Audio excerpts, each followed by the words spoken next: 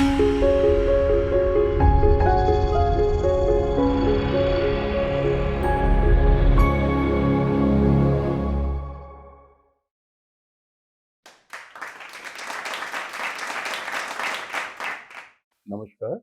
I am Rajat Mitra, a clinical psychologist and author of the book which has just come out, The Infidel Next Door. The Infidel Next Door is based upon the theme of transgenerational trauma and what Hindus have gone through. That is a talk I will give today. The theme is transgenerational trauma and Hindu psyche, an introduction. I will begin with a saying. It was said by Bruno Bettelheim, a world famous psychiatrist and a Holocaust survivor. He said, "What cannot be talked about also cannot be put to rest, and if not, the wounds continue to fester from generation to generation." Do we have wounds continuing to fester from generation to generation? Yes, we have. Let's see how. In 1947, when we got freedom, the Hindu society stood at crossroads. There was a question: what to do with a 1,000-year history full of victimhood, perpetrators, mass killings, and genocide, a pervasive fear, and official silence and denial? Should the past be exhumed, buried, apologized, or acknowledged? We choose denial. Traumatic history or traumatic period of history is remembered and often re-remembered in different ways in different periods of time. The way we remembered it then and the way we are remembering it now after 70 years is different. And this difference is crucial to the way India's future lies. One question that is often asked to me: why reopen old wounds? Why not bygones be bygones? Why you have to go ahead with that? To this, I will give an answer which has always stayed with me. It was by a famous journalist, Horatio Verbisky, an internationally acclaimed one who investigated war crimes. He said, because they were badly closed or never closed in the first place, they open up by themselves, and unhealed wounds of a society continue to trouble our conscience for a long time. Well, what is trauma? How do we say trauma in psychology? In psychology, trauma is defined as an overwhelming event that disturbs our sense of safety and that the world is predictable or it can be predicted. Everything that is orderly, everything that is known to us as safe, as happening in a sequence, as happening in the way it should happen, is gone. Trauma disrupts our mental functioning, our physical functioning in a big way and is being investigated. Trauma can affect not only the individual but also the society. We have genocide, mass violence, torture, all creating mass trauma that we are realizing. And often 20th century is called the century of trauma. The field of trauma actually came into prominence after the Second World War and after the Vietnam War, when we started realizing that a large number of people are suffering from symptoms collectively in a group, which is something that is affecting the whole society. Trauma fragments our way of looking at the world, and its effect take years to manifest and stay etched in our memory for generations. Now, some groups have suffered trauma more than others. This is contentious, but now it is being acknowledged more and more. Jews have faced discrimination for over 2,000 years, and the recent Holocaust, which was unimaginable and cannot be compared to anything else, puts them in that category. The trauma of blacks, the way they were carried from Africa to America to different countries for slavery, and the violence that was inched upon them, is coming right now to light through new books and films that are affecting our conscience. Native Americans through their extermination. Some time back, I read this book called Bury Me at the Wounded Knee. I was so disturbed, I read it again. And then I was further disturbed, I read it again. I asked that could it happen to one of my white friends? And he said, yes, it happened, and it shook our conscience. Then I asked him that it was he who told me a very interesting story. He said when the book first came out, no publisher would accept it. He had a tough time getting it on the market and getting it to be known, to be read. But when finally it was read, finally it was known, it troubled people's conscience. I have a question here. Isn't it time that we Hindus also ask ourselves, should we be included in a similar category for the slavery, for the destruction of our sacred spaces, for the torture, for the mass violence we have gone through for so many centuries from now on? We need to ask that to ourselves. Now, I come from a field of psychology, and psychoanalysts at the beginning of 20th century, I read in a number of books, realized that societies like individuals have failed to come to terms with their past. This was a very important discovery that many psychoanalysts made at the beginning of 20th century, and no less than a person like Sigmund Freud has talked about it. To overcome that, societies, they said, need to find a way of healing and reconciliation, and to find a meaning in their past to live in a less painful way.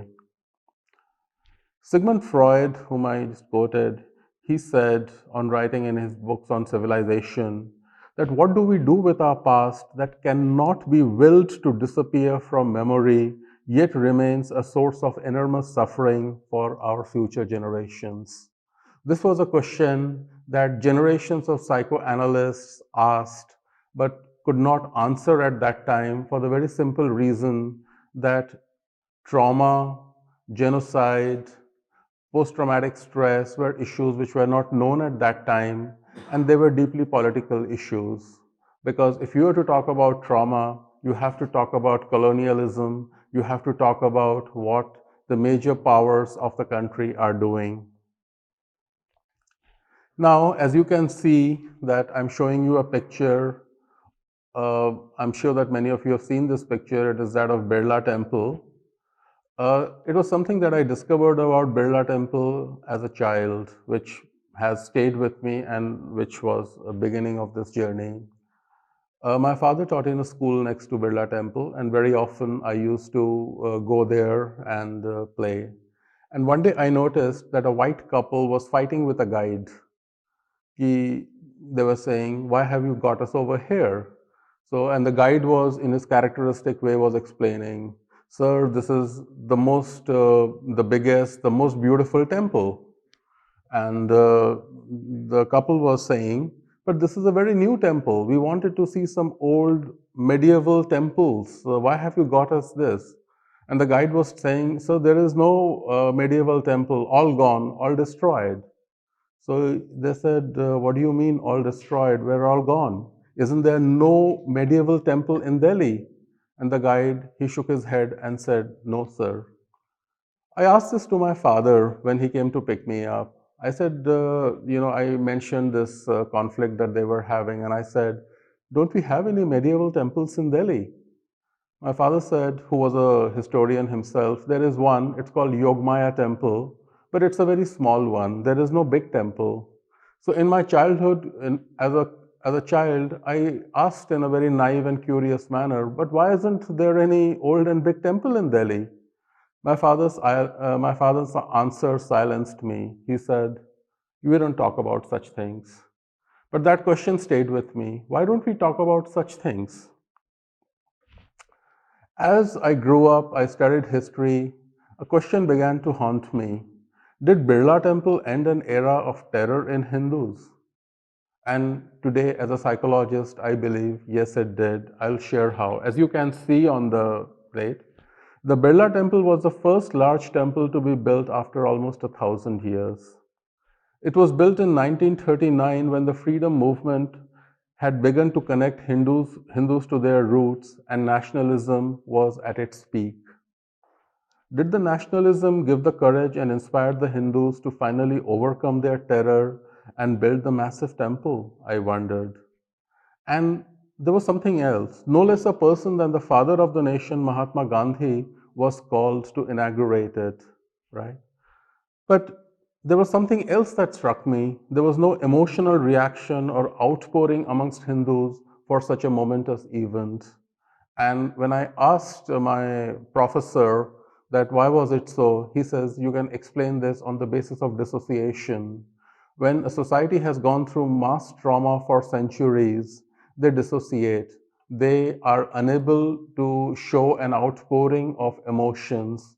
And to me, that is what our Hindu society has been.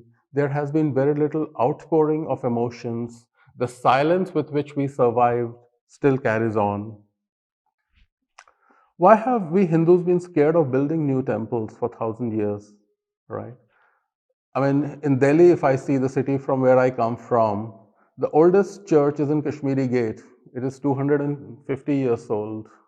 There are huge mosques that dot the sky all over the city. They are medieval mosques, they are huge, but there are no medieval temples. Now, we Hindus who had Shilpa Shastra to make massive temples, where there are so many temples in the south, why is it that we did not think of even building a temple till as late as 1939? That's a question that I think our future generation is going to ask us. We were scared of building new temples, and I think the reason lies in that the structure of the temple would be broken down, destroyed, the deities would be trampled upon, it would bring further annihilation and loss and death, and there may be more conversions or forced jizya, that is to pay tax. These fears, I think, dominated the Hindu psyche for centuries and still dominates it, as I would show. Another term that is important to consider here is genocide. What is genocide? Lemkin, the person who coined it, said, genocide is the planned annihilation of a people, a progressive process, a coordinated plan aimed at the destruction of the essential foundations of life of national groups. He also said that the implications of any genocide are universal and affects all mankind. The one single genocide not only kills millions of people, but also affects what is called the circle of radius for a large number of people for centuries, for generations. Now, in facing prolonged historical trauma or genocide that Hindus have gone through, how have we dealt with it? We have used silence. Why? Because silence did not trivialize the shame of Hindus and the event that we remembered. But the same silence today is raising consciousness of forgetting of and demanding a proper representation for itself. Okay. Somebody asked me a question about Hindu trauma. Is it unique? Why are you trying to make it unique? Because one of the challenges that you face in describing anything is that it is made to be a part of history just like any other event. And my answer to that is no. Because in Hindu trauma, and I'm coining the term Hindu trauma if one doesn't exist so far, I would say that for the longest period of in history, over 1,000 years, two religions tried to destroy the belief system of another, including their deepest civilization values. The Hindus resisted and survived the destruction, and it is a narrative yet to be written, and I believe it will be written in this century. This is my belief, right? As a psychologist, I have studied Hindu scriptures, and I have not studied it in apart from also the way in which it is taught about the depth, the philosophical understanding, and other issues.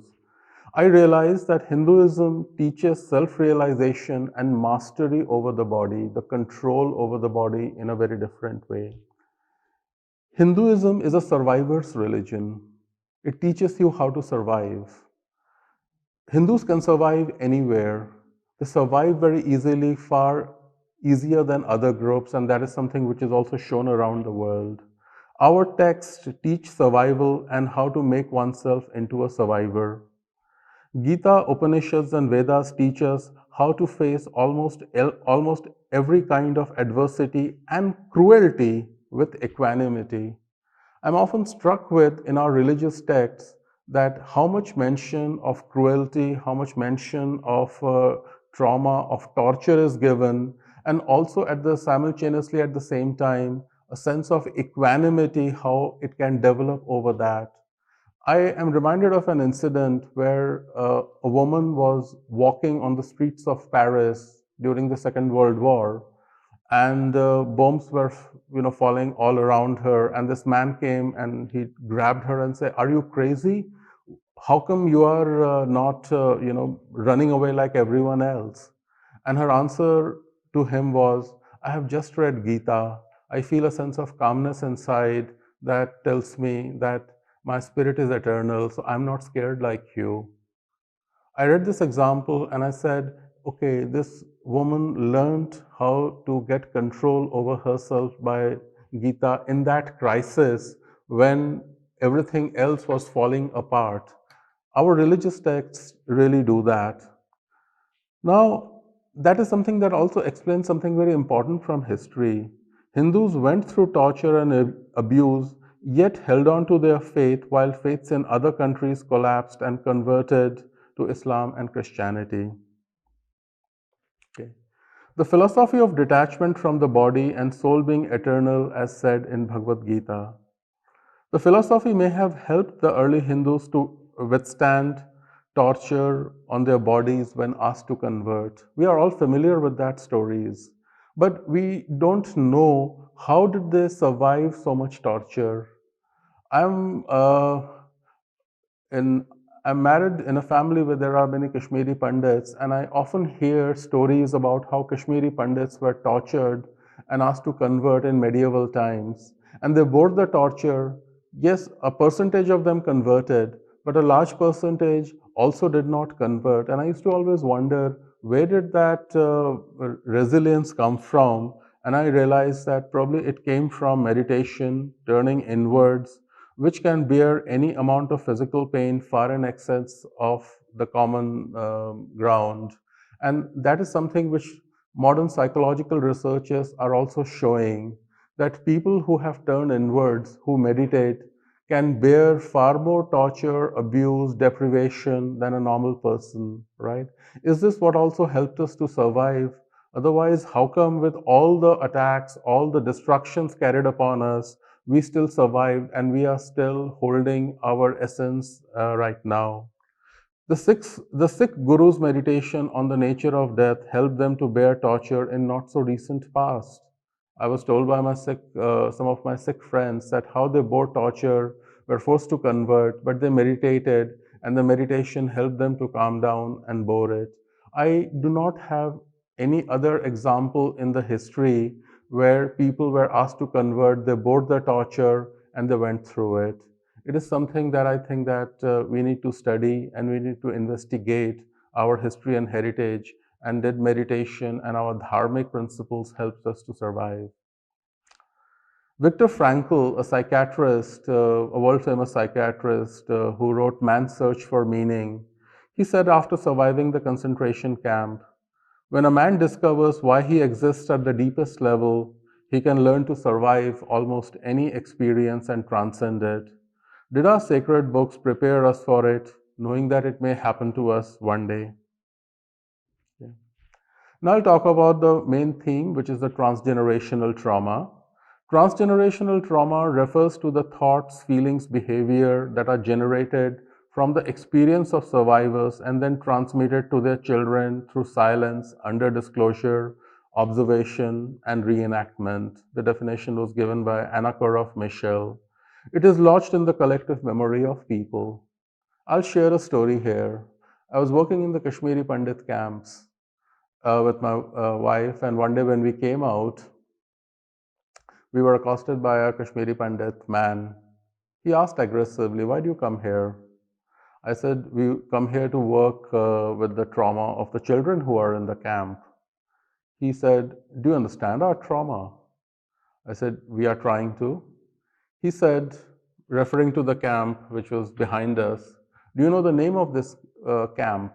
I said, "Muthi camp." He said, "No. Muthi is the name given by government. We call it Aurangzeb's dream. Aurangzeb ka sapna." I'm translating it in. I was puzzled. I said, "This man doesn't make sense." I looked at my wife. When I came back, just out of curiosity, I started reading about Aurangzeb. And I read something which is very interesting. According to Sikh history, Aurangzeb wanted to convert whole of India to Islam, and he was told that if you convert Kashmir to Islam, the whole of India will follow, because Kashmir is the soul of India. Hinduism, as its deepest core, lives in Kashmir. So he was told that if Kashmiris convert, the whole of India will convert. So he issued a farman that all Kashmiri Pandits must convert. So a Kashmiri Pandit man, Kriparam, along with 500 supporters, went to Guru Tegh Bahadur. The story is very well known. I'll not repeat here. But the ninth Guru, Guru Tegh Bahadur, he went to Aurangzeb's court and he challenged him that if you can convert me, the whole of India will convert. Otherwise, you must give up. There was a confrontation, a dialogue between the two. The Guru did not agree. He was tortured to death. And his disciples were also killed, and a Gurudwara was made, which still exists today. And every Sikh child knows that. When I came back, I met that man, and I told him that yes, I understand now why it is called Aurangzeb's dream. This is transgenerational trauma. Even that happened 300 years ago stays in the memory of people, is not gone, is not destroyed. It lives as real, as palpable as anything else. As a psychologist, when I take case histories, I remember some time back, I was talking to a Sikh family who had come for admission to our institute. And I said, I wanted to take the family history. So I said, "Tell me something about your family." And he looked at me and said, "We are a partition family." So I said, "Okay, you are a partition family, but something, can you tell?" He again said, "You are a partition family, understand it for yourself." In one sentence, he encapsulated what is. Later, what came out is that this old man didn't want to talk about it. He told me almost, several months later that in his family, several women were sexually assaulted and killed. They were kidnapped and taken away. When he came there, he was almost, he said, "I was half crazy. I had lost my sanity. Somehow I gained it back, and that is the way I still live." So if anybody asks me about my past, I talk of an event that happened 60, 70 years ago. I say that we are a partition family, that's all. We carry transgenerational trauma in our heads. We carry the memories from the past in ourselves. And this is a thing that we play and replay again and again in ourselves who have gone through this. The Mughals, the British, ruled us over for almost 1,000 years. The Mughals for almost a few centuries, and the British for the last 200 years. They were all mass murderers before anything else. And this is not a history that we read in our school textbooks as it has been hidden. The relationship between them and us, that is, when I say us, I mean Hindus and I mean them, it is that of a perpetrator and a victim. Perpetrator is someone who abuses, carries out atrocities, and victim is someone who suffers.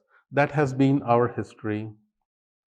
There have been two responses to historical trauma all over the world, and it is the same over here. One is called the liberal view, and the other is called a radical view. The liberal view, which has dominated so far, is called a redemptive narrative to marginalize the event or fold it into a larger story, that in which realization of some larger goal makes up for all the negativity. Well, all invaders did that.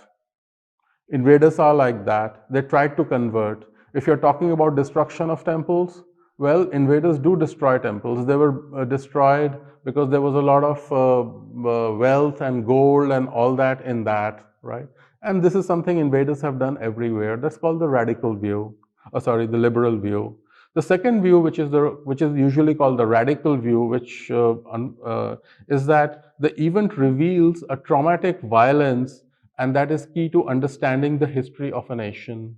These two views have been at loggerheads with each other and each trying to gain space. Today, I would say there are three different versions, three contradictory versions of history which are taught and believed in India at the same time. The Hindus, Muslims, and Christians teach their own version of history. Take Aurangzeb, you have a different version of history. Take Goa, you have a different version of history. Now, what does such radically different understanding of history does? Why, why do we do it?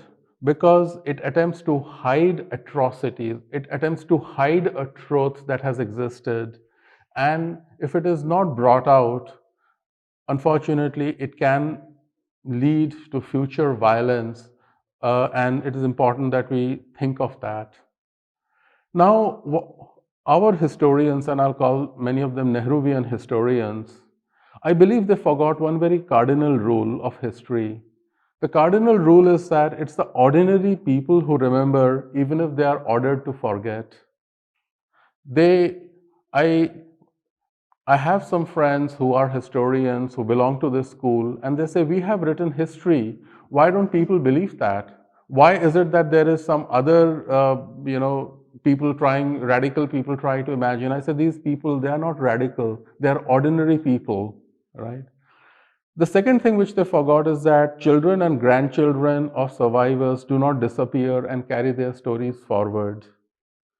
Memory is more powerful than history and has always been so. And that is what my book also talks about, that the memory of a people can be far more powerful than the history of it. And therefore, today their lies and distortions are being corrected by non-historians. If we see the movement to write the true history of India, a very, a very interesting fact comes to light. It is ordinary people who are not from the background of history who are coming forward to correct it. Because it is ordinary people who remember. It's the memory of ordinary people that cannot be destroyed by historians. And that is one of the most important rules of history. They have never been able to destroy what ordinary people carry inside. I would say that the period of our last 1000 years, it's impossible to assimilate or explain away like that. It needs to be memorialized. It needs to be taught in schools so that history is seen as a causation and an idea. The way we teach history today in our schools, what I find is that history is not taught as an idea. History is taught where the perpetrator and the victim, they are both equal and there is not much gap between them. If we take, for example, Akbar and Rana Pratap, Akbar was a great king of India who tried to bring everybody under one roof. He tried to bring one religion, and Rana Pratap was a rebel who tried to fight against him. We don't differentiate history between good and bad. We don't differentiate between what is right and what is wrong. Like, we need to teach history from a point of view where we can say that why certain things happened. Like I was talking to my daughter the other day, and I was explaining that sometimes good people don't win, but they win later. Truth wins, but it wins later. She says, I don't learn this from the textbooks that I see. And what I see is that almost everyone, whether it's the invaders or whether it is the local people, they all sound equal. They all sound at the same level. We need history that generates compassion and not hatred for our heroes. What is the road ahead for us? We are trying to surmount our legacy that we were slaves in our own country. Many people say that we have no collective memory of being rulers as leaders in our own country, and very often we end up copying our perpetrators who ruled. Like if we see our first prime minister, he did not rule very differently from the previous Englishmen who were ruling and who left our country. And I can say with some reservation is that with the exception of the present prime minister, our rulers after independence neither identified with Hindu history or Hindu identity. I would say that justice to Hindus can only be given by Hindus, not by a criminal justice system based on the idea of secularism, but justice has to be understood as a transgenerational trauma by the judges here, as happens with society that have gone through multiple trauma and invasions. And our trauma has to be defined as unique, as a crime against humanity. It was a historian only who shared it with me that with the coming of Narendra Modi, the average Hindu today is feeling secure of living as a citizen of a pluralist society to initiate a search into the major events of the past. It is happening now, it did not happen before. The memory the average Hindu realizes is of the events and the history he has been taught do not match the written word. Trauma can also be transferred, we know, epigenetically, that is, at a cellular level. And as I see that in the 10-year rule from 2004 to 2014, where possibly a white person acted as an absolute monarch, may have activated many memories of being ruled by white people for many Indians. This was also perhaps that contributed to the rise of feeling of nationalism and the rise of Narendra Modi as a national leader. Now I will come to, I'm a psychologist and a grief therapist at the same time.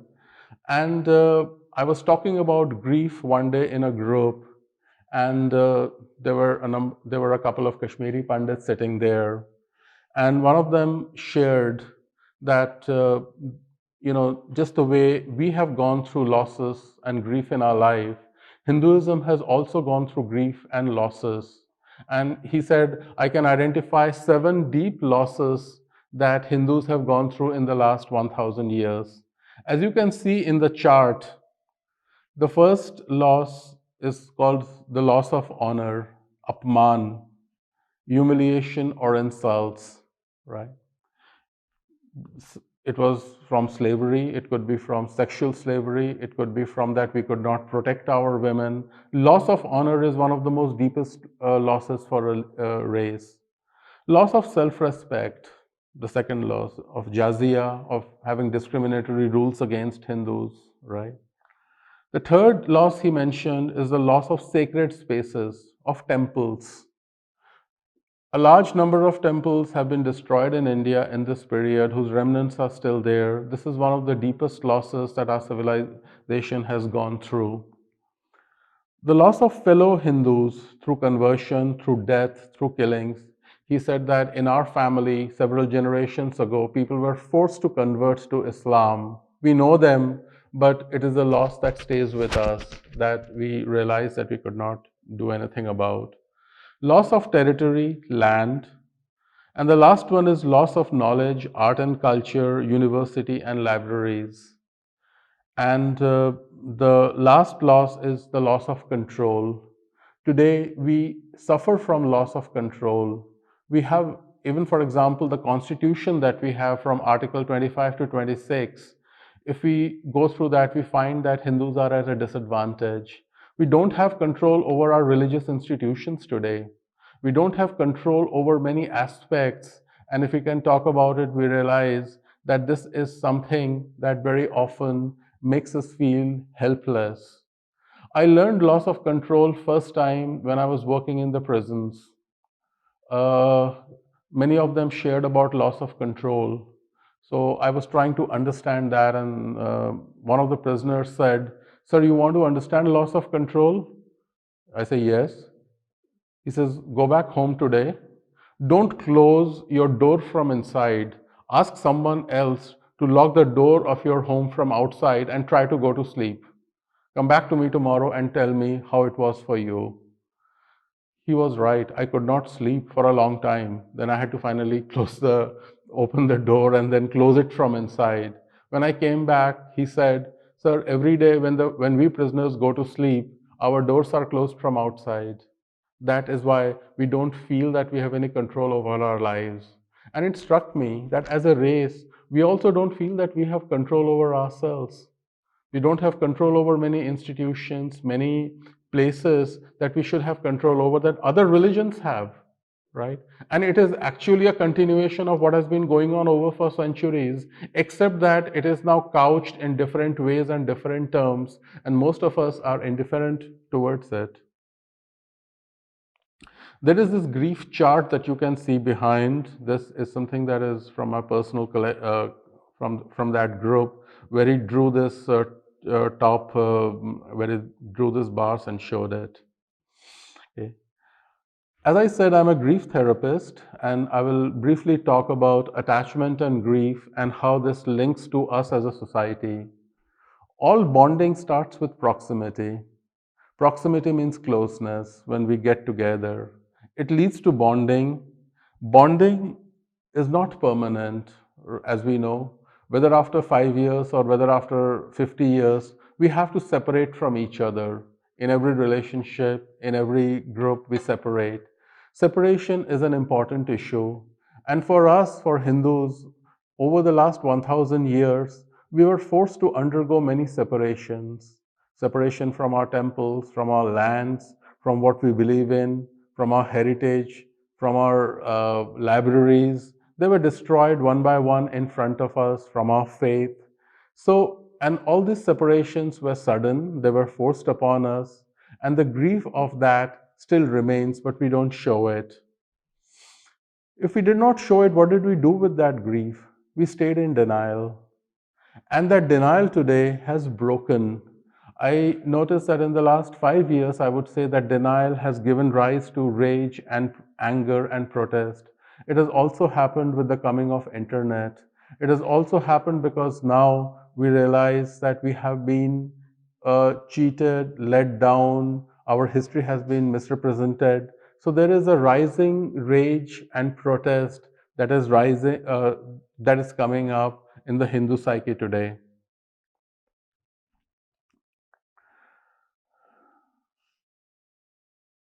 The Hindus are moving on to protest, and this protest will take us to Hindus becoming a collective, a political being that we haven't probably been in that way so far. We will shift from being individual to collective. It's very interesting how, when a group of people, when a race shifts from being individual to collective, how major changes come about. We have undergone that change a little bit, right? But only, uh, I, I'll, I'll share with you a story. Several years back, I was at a conference, and there was this psychologist. It was a conference in psychology. She was from Pakistan. She came over, and she introduced herself after the lecture and said, I have always wondered, I wonder one thing, if you can tell me. I said, sure, if I can know. She said, my father and my grandfather, we are from a family of army people. And we believed that whenever we attack India, we can win over them anytime, anyway, right? I said, what made you think that? She says, because the way we used to discuss Hindu psyche at a dinner table, Hindus को लड़ना नहीं आता, Hindus जो हैं cowards. And she says, even if I see the pictures of many Hindus, you cover, you give bribes, and get your way done. You stand so submissively to get your way through. That's the image of a Hindu we carry. But she says, when it comes to army, when the Hindu fights in the army, he's totally different. He's ruthless. She said, can you explain to me, how does this change come about? So I said, as a psychologist to another psychologist, I can say only one thing, that when a Hindu is standing giving bribes, or when he's standing to get his work done at a government office, he's thinking of himself as an individual. But when he's fighting as part of an army, as part of a collective, he thinks totally differently. He thinks of himself as a legacy, someone who belongs to a great civilizational value that he has to uphold. And therefore, he fights ruthlessly. And I said that this is something, I'm not saying this as an Indian to a Pakistani, but I'm saying this to you to understand that as long that go and tell this to your father and grandfather that if they continue to attack us, this is the way it will happen, and it will happen more and more. The moment we fight, the moment we struggle, the moment we understand the price of something in blood, we start becoming a collective. It is the same thing that happened for Jews uh, 70 years ago when they were given the land of Israel. The British told the Arabs that it will be a cakewalk for you to defeat them. These people were led to concentration camps and slaughtered like lambs. They are not fighters, they are traders, and you can slaughter them in no time. Yet when the Jews got a country, they fought ruthlessly. They could defeat an army several times bigger than them. So this feeling of collectivity that comes changes a nation.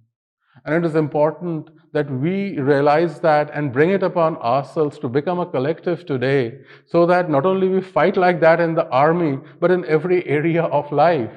Every area of life needs to be thought, processed like that. And I pray that this movement that is taking place right now of Hindus thinking together, of writing articles, of protesting, of bringing out their hidden history, will take us to being a collective from where we can say that we are finally safe and secure for future.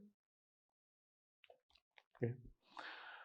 Uh, some of the last few things I would like to share is that every religious place is a space with an absorbed memory.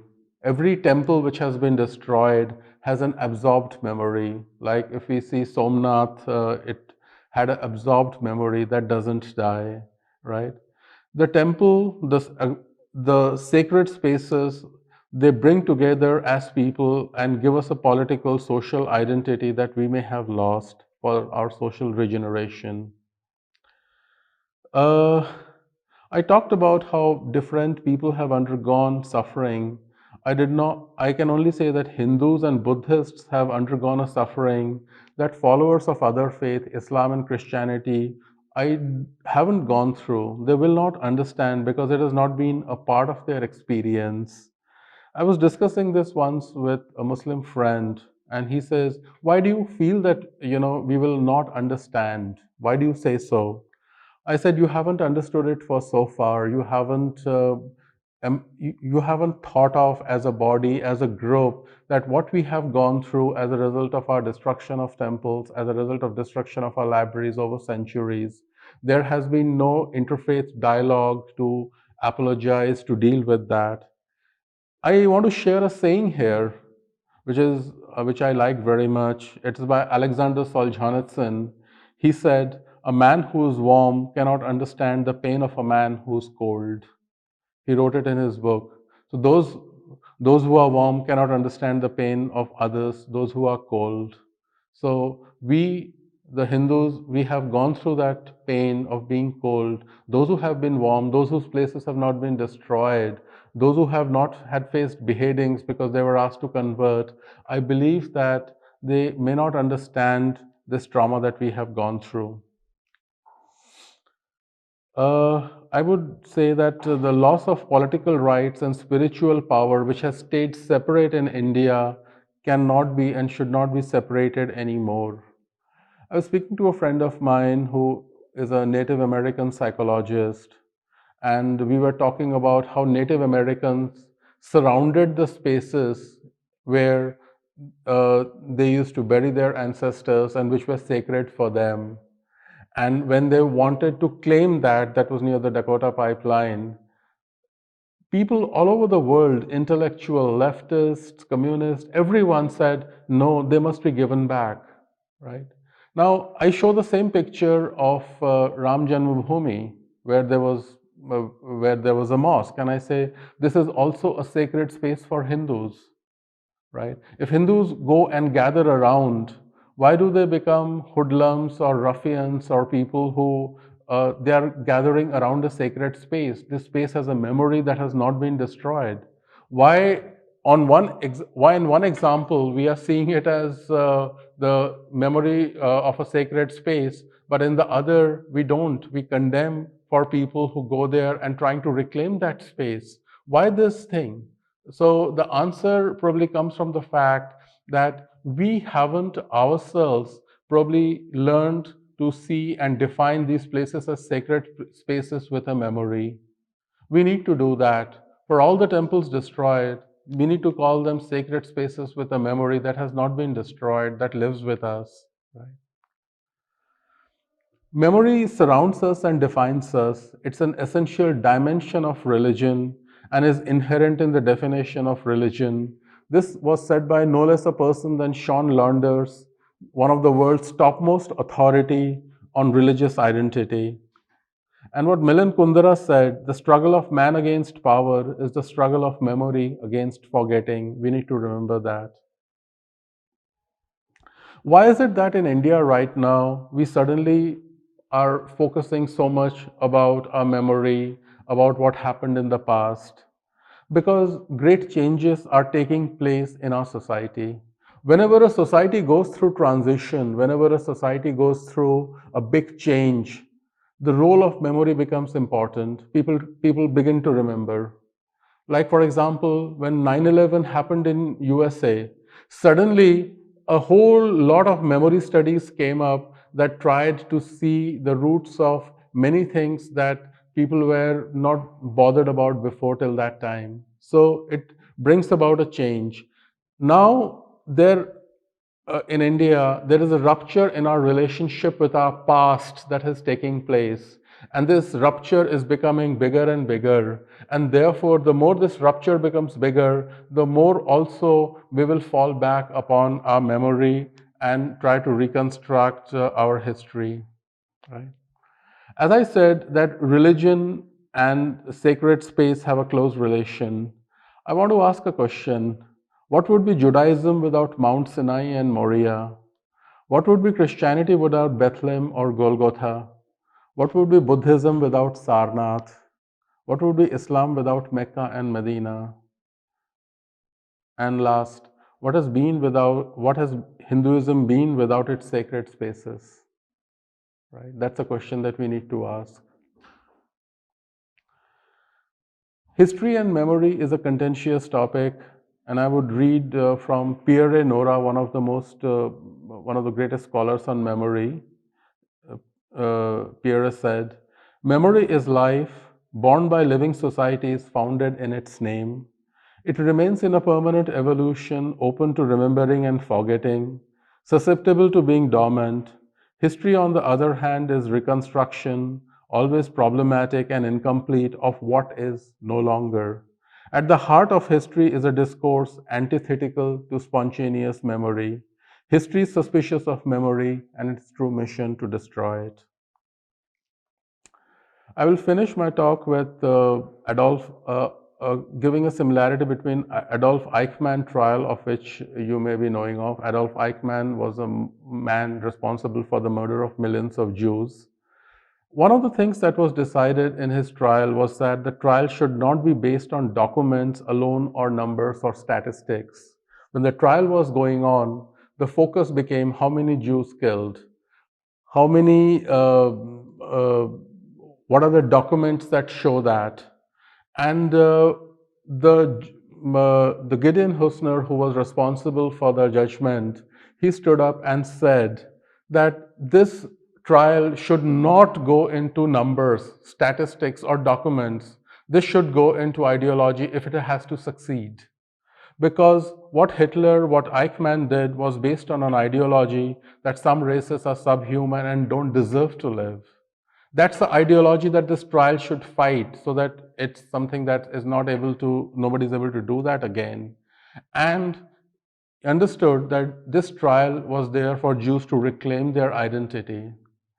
This is something for me which is similar to the Ram Janmabhoomi trial. The destruction of temples was to destroy a civilization and faith of a people who had built it. And the trial needs to be seen not on the land, not on which part belongs to, whether the pillars of there were not, but more important in terms of the fact that it was based on an ideology that one religion does not deserve to exist to survive. And I think that that is something that we need to acknowledge. And this is a justice which only Hindus can give themselves. Okay. There are many questions before the Hindu civilization today, but I'll pick up some of the main questions which I see my experience as a psychologist. It is believed that if we talk about trauma, we become weak, kamzor ho jate hain. But that's the other way around. If we think about what made us survive for 1000 years of slavery and atrocities, then we can understand that it gives us a certain moral authority before the world. Many societies which have gone through talking about understanding their injustice have derived a new identity from that, right? When you tell the world what you have gone through, what is the wrong you have gone through, you come on a stronger moral position. Talking about trauma connects you to a political power that commands attention. Trauma commands attention. Hiding trauma does not. And we have hidden our trauma. We have denied it, and we need to come out of it. It will give us a sense of power. It will make us powerful as a race. And we need to know that paying attention to historical trauma is a virtue, builds character, and morally uplifting for future generations. If we talk about how we have gone through trauma and survived it, our future generations will be stronger. The memory of sacred spaces, as I shared, doesn't get erased with time. And I have come to some of my last things. We need ownership of the trauma. Ownership of the trauma does not mean wallowing in the trauma. No. Ownership of the trauma means that this is what has happened with me, this is what I have gone through, and through sublimation, release the power that lies within. Trauma liberates. Trauma just doesn't heal, it liberates, it frees you from what it has bound you. And as I understand that Hindus have suffered more and they have more in common with perhaps Jews, blacks, and Native Americans rather than Muslims and Christians in their own country. They haven't suffered the trauma, they are not carriers of the trauma. This is called identity markers in psychology, right? They mark your identity. We have more common identity markers with Jews, with blacks, with Native Americans who have gone through historically a long trauma, and we need to see that, right? We must demand the recognition of the world based on our separateness, which is further based on trauma. It is based on trauma and asking for separateness, which we are doing right now. Yes, we have gone through. And the entire philosophy of secularism and the entire philosophy of Hindus should be secular is to stop ourselves from seeing us as a separate being, as a separate identity, as a separate group. And this can only come from understanding our trauma. Today we have experiences like Sabrimala, where Hindus are beginning to resist. They created a wall and did not go in. I think somebody who saw it said it was for the first time in our history that we created something like this. In the new world that we are having right now in the coming century, some things psychologically have changed. The defense of not knowing and neutrality is dissolving.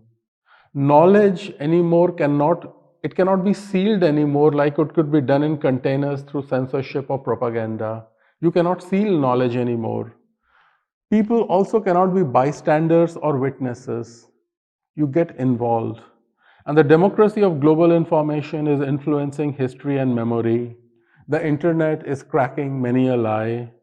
And any peacekeeping, we talk about peace and Aman Ki Asha and different peace groups, they cannot be based on forgetting. They will have a limited lifespan. We need to teach our school children the origins of hatred in our history that resulted in genocide, why we were survivors and didn't give in.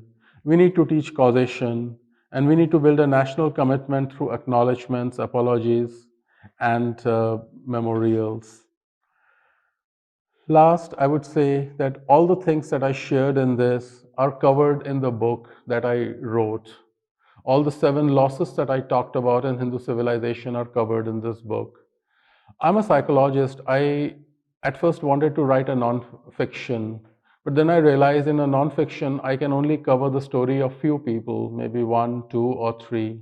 But if I have to write the story of thousands, millions of people which have gone through over centuries. I need to write it through fiction. This book will not only describes all that in a psychological language as I have tried, but also tries to capture, I believe, the imagination of the people who will come after us, our future generations.